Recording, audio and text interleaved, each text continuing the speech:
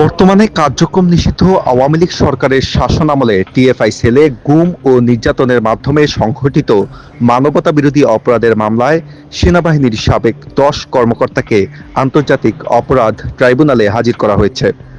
এই মামলায় সাবেক প্রধানমন্ত্রী শেখ হাসিনা সহ মোট ১৭ জনকে আসামি করা হয়েছে।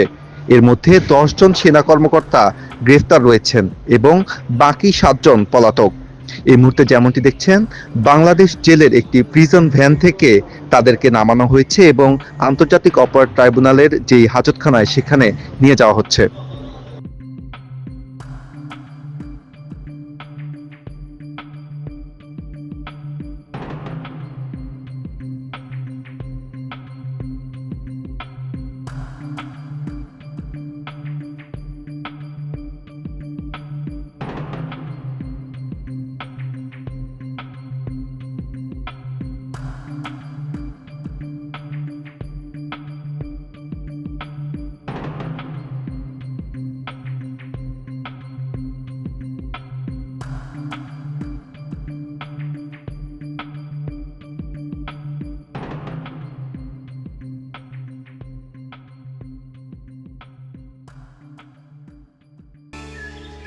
জায়গা কেনার পর কোনোদিন ভাবিনি বাড়ি দেখে যেতে পারবো।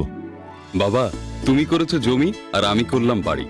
এখন থাকবে তোমার নাতি।